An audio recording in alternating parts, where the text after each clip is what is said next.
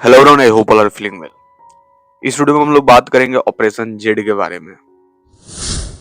एक ऐसे ऑपरेशन की जो दुनिया की राजनीति को हमेशा के लिए बदल चुका है। ऑपरेशन जेड रूस की तरफ से इसे स्पेशल मिलिट्री ऑपरेशन कहा जाता है, लेकिन पश्चिमी दुनिया इसे रूस का यूक्रेन पर हमला मानती है। 24 फरवरी 2022 को शुरू हुआ यह संघर्ष आज अक्टूबर 2025 में थमने का नाम नहीं ले रहा है। लाखों जानें जा चुकी है, अरबों डॉलर खर्च हो चुके हैं और पूरी दुनिया की अर्थव्यवस्था हिल गई है। इस वीडियो में हम पूरी टाइमलाइन कवर करेंगे, रूसी नजरियों को देखेंगे, यूक्रेनी और पश्चिमी दृष्टिकोण समझेंगे, प्रभाव उसके बताएंगे और वर्तमान स्थिति पर भी चर्चा करेंगे। अगर आप इतिहास, जियोपॉलिटिक्स या करंट अफेयर्स के शौकीन हैं तो ये वीडियो आपके लिए है। दोस्तों, ऑपरेशन जेड की जड़ें 2014 में है। यूक्रेन की राजधानी कीव में मैदान रेवोल्यूशन हुई, जहां राष्ट्रपति विक्टर यानुकोविच को सत्ता से हटा दिया गया। रूस के मुताबिक ये अमेरिका की साजिश थी जो यूक्रेन की नाटो की ओर धकेल रही थी। यूक्रेन के पूर्वी हिस्से डोनेट्स्क और लुहांस्क में रूसी भाषा आबादी ने विद्रोह कर दिया। रूसी ने क्रीमिया पर कब्जा कर लिया, जो 1954 से यूक्रेन का हिस्सा था, लेकिन रूसी बहुल संयुक्त था। संयुक्त राष्ट्र ने इसे अवैध बताया, लेकिन रूस ने जनमत संग्रह का हवाला दिया। फिर शुरू हुआ डोनबास युद्ध। 2014 से 2022 तक 14,000 से ज्यादा लोग मारे गए। यूक्रेन के मुताबिक रूस ने सीधे हस्तक्षेप किया, जबकि रूस कहता है कि वो सिर्फ पीपुल्स रिपब्लिक को सपोर्ट कर रहा है। मिन्स्क समझौते हुए लेकिन शांति न आई। 2021 में रूस ने सीमा पर 1 लाख सैनिक जमा कर दिए। पुतिन ने यूक्रेन को भ्रष्ट और नाजी प्रभावित बताया। 21 फरवरी 2022 को रूस ने डोनेट्स्क और लुहांस्क को स्वतंत्र घोषित कर दिया और फिर 24 फरवरी को शुरू हो गया ऑपरेशन जेड। 24 फरवरी 2022 को सुबह 5 बजे रूसी मिसाइलें कीव, खार्किव और ओडिशा पर गिरी। रूस ने कहा एडेनिजाइफिकेशन और डिमिलिटाइजेशन का ऑपरेशन है। जेड सिंबल जो ट्रक पर लिखा था, रूसी सैनिकों का प्रतीक बन गया। शुरुआत में रूस ने कीव पर कब्जे की कोशिश की, लेकिन यूक्रेनी रेजिस्टेंस और पश्चिमी हथियारों ने रोक दिया। मार्च में मरियापोल का घेराबंदी, वो शहर जहां आज खंडहर है, लगभग 20,000 से ज्यादा नागरिक मारे गए। अप्रैल तक रूस पीछे हटा, लेकिन दक्षिण में खेरसान और जोपोरिजिया पर कब्जा कर लिया गया। स्नेक आइलैंड की लड़ाई में यूक्रेन ने रूसी जहाज डुबोए। जून में रूस ने सेवस्टोपोल में अपना फ्लैगशिप मॉस्को खो दिया।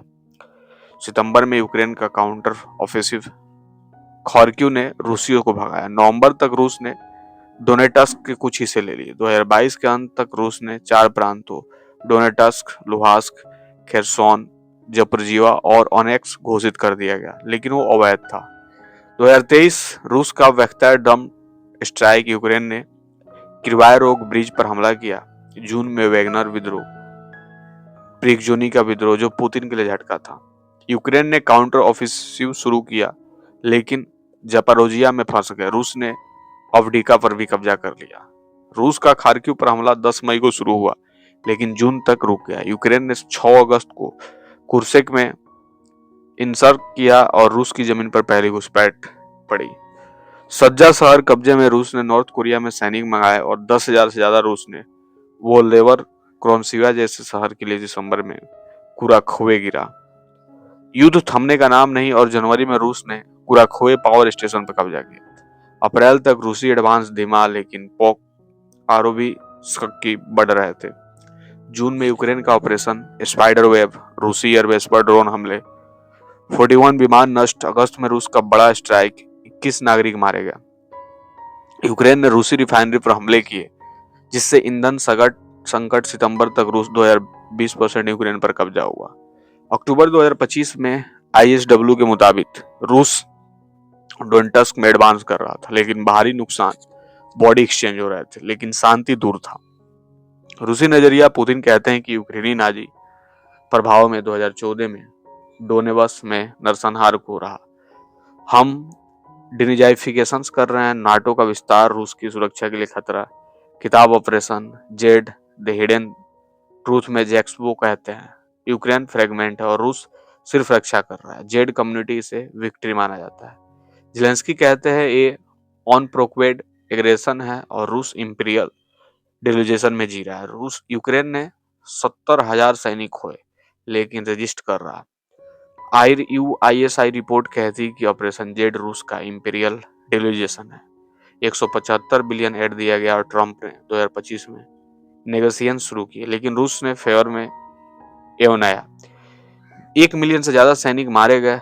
यूक्रेन में 1400 नागरिक घायल हुए। 8 मिलियन रिफ्यूजी रूस में अल्पसंख्यक ज्यादा मारे गए। वार क्राइम्स, आईसीसी ने पुतिन को वारंट जारी किया। 1.3 ट्रिलियन लॉस, यूक्रेन को 380 ट्रिलियन एड और global food crisis, black sea grain deal टूटा। Finland, Sweden, Iran, North Korea, रूस के साथ इंडिया न्यूट्रल हेल्थ सेल सप्लाई हुई। अक्टूबर 2023 में युद्ध का 100,339वां दिन। रूस 19% यूक्रेन कंट्रोल करता। कुरान्स में यूक्रेन अभी भी रूस पोकारोव एस्क्योर जेलेंस्की के यूएस में ऑयल सेक्शंस मांगे। ट्रम्प फ्रीज वार की बात कर रहे हैं, लेकिन कोई ब्रेक थ्रू नहीं है।